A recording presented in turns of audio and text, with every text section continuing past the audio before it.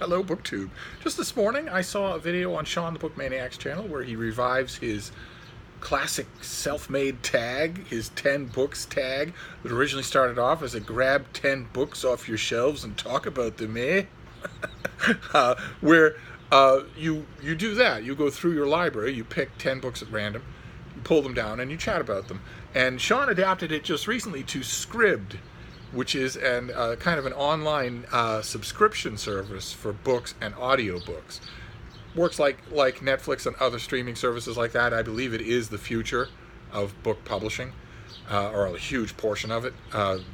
These competing services will start to be known by their curations and what they offer and how little they offer it for. And I tried Scribd just recently. Shawn adapted his tag to 10 books that caught his eye on Scribd for one reason or another, and thought he'd chat about them. I love the idea. But I tried Scribd, and it didn't really work out for me. I mean, I think I used one of those promotional deals where they give you a certain amount of time for free, just hoping that the experience will hook you. And this is going to sound awful poncy, but the thing that I noticed about it was that most of the stuff that I wanted to read was stuff that I get in the mail anyway. So it much like the Book of the Month Club, it just didn't seem to make any sense for me to buy access to that stuff. So I let my trial period run out. But I thought I could adapt, if the tag even so, to Barnes & Noble, to the Barnes & Noble online bookstore. I have no iPad at the moment. This is a grievous loss to me, a grievous loss. I had an iPad for 10 years, worked like a charm, like a workhorse, and I loved it. I lived on it, and eventually it died. I even brought it to the tech shop here in Boston, and they said, no, you had this for about as long as one of these machines is designed to work, and now it doesn't work anymore, and there's nothing we can do about it. And they went through the usual spiel at the tech place where the cost of making this functional again would be 3 times the cost of a new iPad. So I didn't do it. I stuck it back in my bag, and I gave it an honorable burial in a junk drawer here at Hyde Cottage. And then one of you very kindly sent me an iPad. I sent up an all-points bulletin that I was looking for an iPad. And one of you sent me one, a first-generation iPad. Talk about workhorse. And it was in perfect condition, and it worked just fine for a while, and then it too gave up the ghost. So I am currently without an iPad. If you have an iPad, a working iPad stuck in a drawer somewhere, and you don't use it anymore, maybe you upgraded at Christmas or on Black Friday some year, feel free to sound off in the comments field. I would very much like to give your iPad a new home. But I didn't want to have no tablet. Touchscreen tablets are just a joy. They're just a pure joy. So I spent a pittance of money, like $70, something like that, on the Barnes & Noble Nook. Not the smaller one, but the larger one. Sort of a kind of knockoff iPad. How are we doing for reflection here? Can you see my pretty face? I got a Barnes & Noble Nook, and I've been using that for my touchscreen needs. And I thought, when I saw Shawn's video, I thought, well, okay, why not go through the new release section of the Barnes & Noble bookstore and see what catches your eye?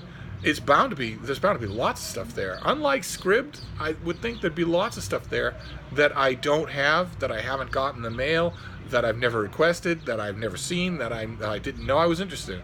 So the thing about that the way I like to use online bookstores, either Amazon's or Kobo, or especially Barnes & Noble. I have the longest history with Barnes & Noble. The way I like to use them is the samples.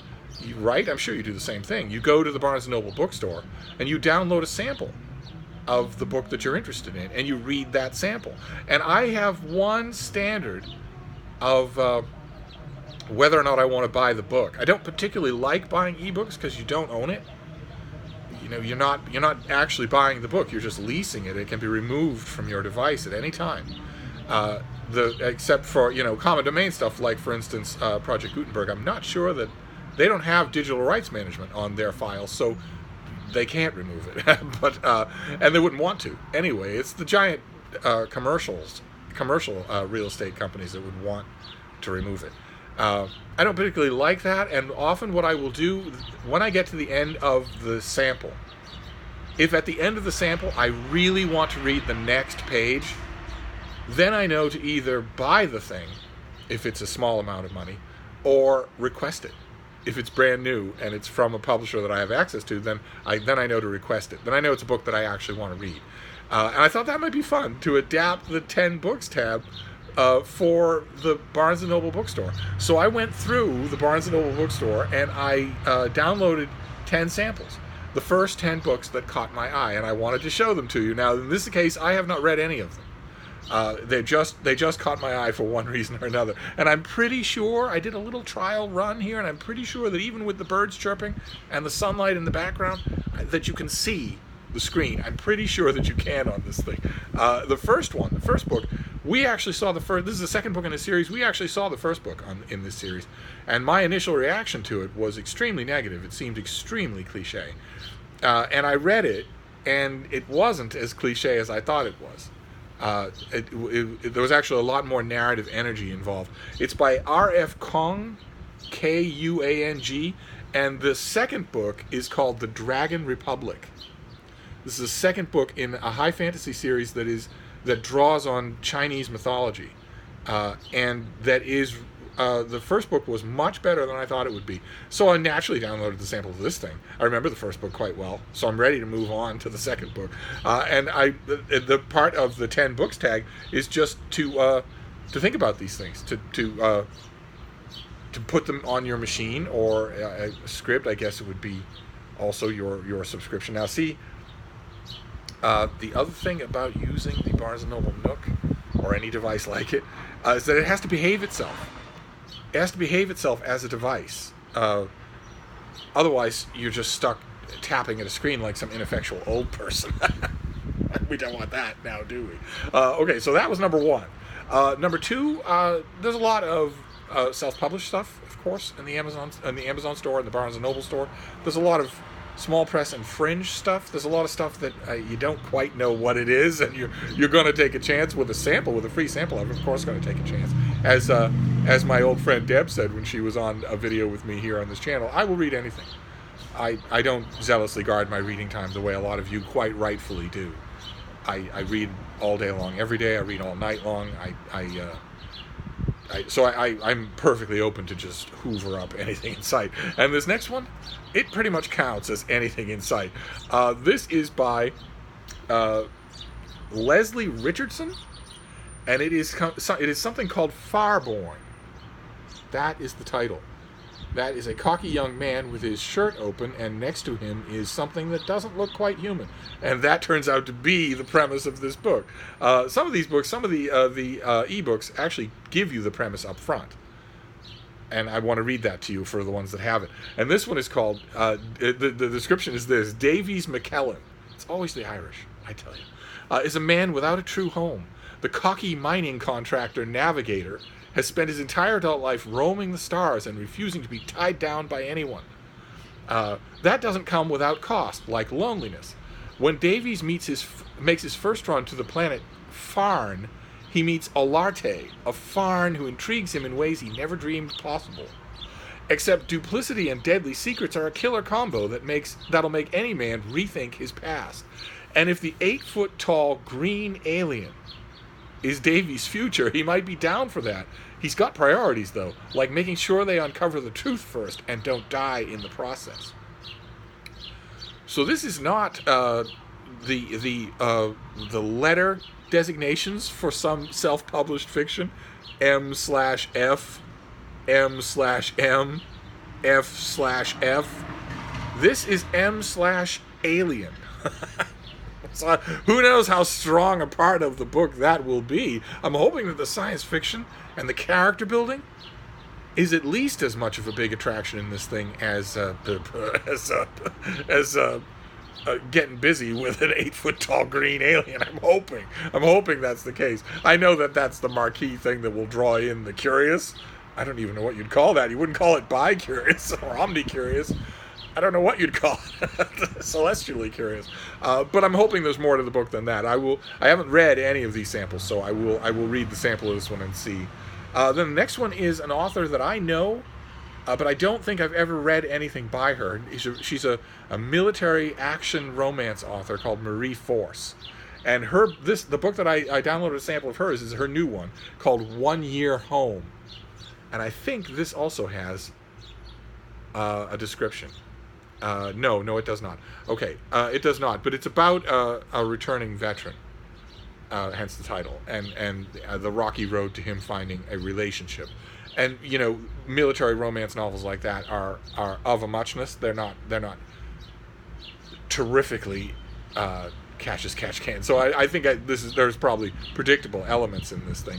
We shall see.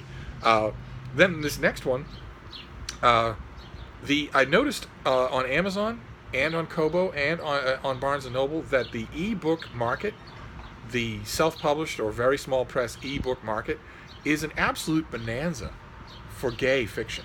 You don't find a tenth this much gay fiction in a brick-and-mortar bookstore. So, I'm always in the mood. The gays always want a piece of me, so I'm always in the mood to see what they're up to. So I think that's what this next one is, if I remember the description correctly. This is by M.A. Grant, and it's called The Marked Prince. I know there's a bit of glare here, but believe me, this is better than my trial runs earlier in the day, where I turned the screen to the camera and it went black because of light, because it couldn't compete. I think this one has, yes, okay. This is sort of a action fantasy type thing. The Summer Court, that's with capital letters, so you're dealing with the fairy folk. The Summer Court is nothing like Sebastian remembers. The oppressed lower classes are drained of their magic, and around every corner political intrigues threaten an already unstable regime. Sebastian's only hope of surviving the court and bringing home Prince Line's traitorous brother lies with Dwayne, a magicless, unseelie servant desperate to win his freedom. A servant for whom Sebastian, an estranged Seelie royal himself, is developing a dangerous and deepening affection. Dangerous, obviously, because we've been told that in this realm the lower classes are physically drained of their magic by the upper classes, despised by them. It's a neat fantasy take on slavery. But behind the mask, Dwayne wears are secrets as dangerous as what's smoldering between them. And the more Dwayne helps Sebastian navigate court life, the more it becomes clear the servant is not who he appears to be. How he came to be the whipping boy of one of the most powerful and corrupt fairies in the Summer Court is a truth Sebastian is determined to uncover, even if it puts him at odds with the very people who can lead him to the missing unseelie prince. So you've got, two different worlds, quite literally, here in a gay fantasy novel. Totally on board for it. Then this next one, also gay fiction, but no fantasy involved at all, except to the amount of fantasy that's involved in all gay fiction. And I think I have a description for this as well. First, I'll show you the cover. This is by Andrew Gray, and it's called Heart Unbroken. You can just barely make that out, but I'm sure you can. You can manage. We've done worse. This is called Heart Unbroken, and the description goes like this. Car restorer Dean Milford knows how to make damaged things beautiful again. Fantastic opening line. I'm assuming that when it's self-published or small subsidy presses like this, the author writes all of this stuff. So kudos to Andrew Gray. Only after a bad breakup, he loses sight of who he is, playing the field and distracting himself with any man he comes across. But now there's only one guy who really matters to him, and maybe with his latest restoration job, a vintage Cobra, he'll get the chance to let him know. Losing his sight wasn't the worst thing to happen to Lee Studer. Note the shift from the metaphorical losing sight of who he is to someone who's actually lost his eyesight. Losing sight wasn't the worst thing to happen to Lee Studer. Losing his independence was. It's taken a while, but he's finally found his place in the world, in a garage. Funny enough, his acute hearing allows him to pinpoint engine problems just by listening. And even better, he's going to have a chance to help his longtime crush, Dean, build his fantasy car. As the restoration comes together, so do Lee and Dean, building a friendship that quickly turns into so much more. But before they can think about a future together, they have to deal with the past. Only that turns out to be more dangerous than either one ever dreamed. I like the inventiveness. The gay novels that I see self-published, the e-novels that I see in gay fiction, are unbelievably inventive. Most of them. I mean, you'll get the usual stuff, and there's a bit of the usual stuff here. But that's just fantastic for the author to think that a blind person might be able to work independently in an auto machine shop. On the surface, at first, it seems like that'd be the most dangerous place, but no, I think I could manage. Excuse me, I could manage to suspend my disbelief for that. So we will see. The whole thing will come down to how good a writer Andrew Gray is. That's all that it will be. Excuse me, that's all that will be determined for it. We'll go on. We have a few more. We're not doing bad for time. The next one is science fiction, and I think I have a description for this as well. Let's see here. Oh, goodness gracious. Yes, I think I did. Well, I might not have a description, but I can show you the cover, and I can tell you about it a little. No, I appear not to have one. Oh, it's got blurbs, including from C.J. Scherer. That's not bad, having a blurb from one of the greatest living science fiction writers. But I don't think... All right, no, this does not have a little synopsis. Note to you e-authors. You should include one of those at the beginning of your book. But this is by Joel Dane, and it's called Cry Pilot. And it on the surface, it sounds to me like standard military science fiction. The little tagline at the bottom is, keep your friends close and your weapons hot.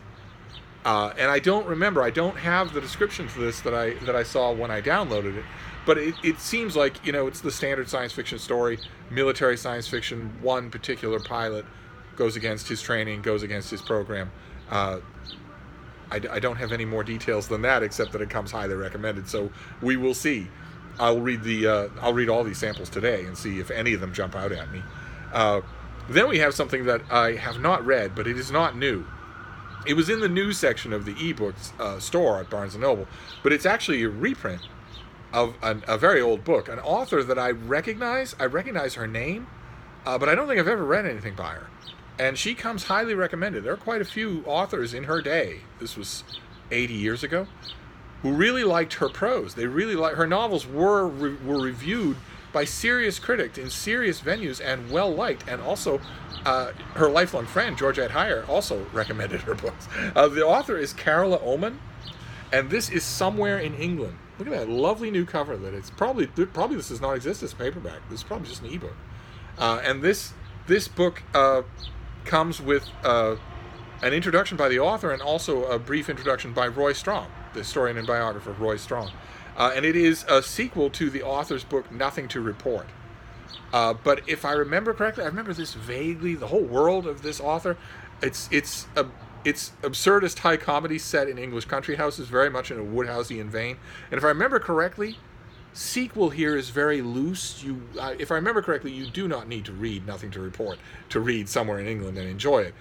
We shall see. If I'm reading the sample and I get the impression that I do need to be up on my Carola Oman, I'd be willing to bet if Barnes & Noble has Somewhere in England, they probably have Nothing to Report. I can just download that. So that is a taste of something old in our lineup today, and there's one other taste of something old that we'll be getting to.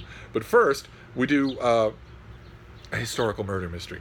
And this is by an author who I have read. I've read some of her historical murder mysteries. I've also read her historical novels, and I like them. I like this author very much. And this is a Royal Spyness murder mystery. It's by Rhys Bowen, and the title of it is Love and Death Among the Cheetahs. And there we have our heroine. She's on the African veldt. And there's a cheetah right there. You take my word for it. If you are on foot on the African plain, you don't want to get that close to a cheetah. You don't want to get that close to a cheetah anyway. They are, as far as the large cats of the African plain go, they are by far the lowest on the head on fire, I'm so scared I could crap myself scale. But it's still not a good idea. They're not usually aggressive. But you don't know if you're in a situation like this, if you're walking along the savannah or down a road or in an open grassway, and you see an adult cheetah. First of all, you're almost certainly not going to be able to tell at great distance whether it's male or female, and you're also not going to know if on the other side of you is a brace of cubs, and that can be bad because cheetahs weigh 100 pounds, and they are not able to retract their claws. They're the only large cat that can't retract their claws. And boy, oh boy, can they bite. But anyway, this is, I don't think I have a description of this thing, but so a lot of you will know the Royal Spinous series has been going on for quite some time. I think this is like the 12th volume in the series. Yeah, this doesn't have a summary, but it's going to be, fairly lighthearted, fairly inventive, fairly atmospheric, historical Britain between the wars murder mysteries, and I have a sweet tooth for those. I love them. And I've read books in this series, the Royal Spinous series. I don't think I read the last one, or maybe even the one before that. But I'm always up for it. I will certainly read the sample to this. It caught my eye in the 10 books tag. And then the next one was not in the new release section of the Barnes & Noble bookstore, but I was amazed to find it at all. And it's the whole thing with a lovely cover, and I want to... let me see if I can get the cover for you to show you this, because this is a classic. Not an assigned in school type classic, but a classic. Oh no! All right. Well, I don't have a large picture of the cover, but this is the frontispiece. This is Everett Hale, who has a gigantic statue in the public gardens of Boston, and who wrote Man Without a Country and a bunch of other stuff. Once upon a time, a foremost literary lion of Boston. During that period in 19th century Boston that I always say I want to write a big book about. As far as I know, there is no great book about that Boston. When Boston was the greatest city in the world, when it was Athens, when it was Florence, when it was all of those things in America. And when the greatest literary lights and the greatest intellectuals in the world were walking its streets and visiting its parks and knew each other. And the publishing world especially, that is true. The greatest poets, the most renowned essayists, the most renowned historians and science writers and novelists and you name it. And they were all there. I know the names and lives of all these people. And this is a classic. Everett Hale was approached by a publisher and by a bunch of concerned friends when James Russell Lowell, his friend James Russell Lowell, a great literary light of Boston, who is now completely gone. Everett Hale at least has a toehold on common memory because he wrote a book that has been reprinted in paperback many times. Man Without a Country is a bit of a minor classic. No one reads it anymore. But once upon a time, you could go into a bookstore and find a paperback of that book. The Man Without a Country and Other Stories by Everett Hale. You can't do that anymore. But once upon a time, you could. That's at least something. James Russell Lowell has gone completely. He has vanished without a trace. And that would have astounded his friends in the mid-19th century. And those friends, when James Russell Lowell died, they approached Everett Hale and asked, would you write a biography? And Hale refused. He said, there were days, many, many, many days, where we saw each other every day. We talked every day, had lunch every day, walked around, joked with each other, enjoyed each other's company every day, but there were also long stretches where we had no contact. And also, I'm sure that all the primary documents for life of James Russell Lowell are in the hands of other people who are working on such a book. Not undaunted, the publisher came back to him and said, well, how about a reminiscence volume? How about something like that? And he wrote such a book. It's called James Russell Lowell and His Friends. And it is a classic, and it is such a warm and beautiful book. And it also has been reprinted. It's had hardcover editions. It's had trade paperback that I think we saw in my biography shelf. I love it. And the idea of finding it in an ebook, and I believe this is not a sample. I believe this is the whole thing. Who would bother to charge money for James Russell Lowell and His Friends in 2019? Nobody would. Yeah, this is not a sample. I just found James Russell Lowell and His Friends on the Barnes & Noble store for free. And wonderful. That is absolutely wonderful. It's going to be a joy to reread it. I'm not 100% sure if I have a trade paperback. I don't think I have a hardcover of it. And where in 2019 is the biography of James Russell Lowell? Where is the big biography of Everett Hale? Anyway, I'm not going to get started on the literary giants of the Boston of the mid-19th century.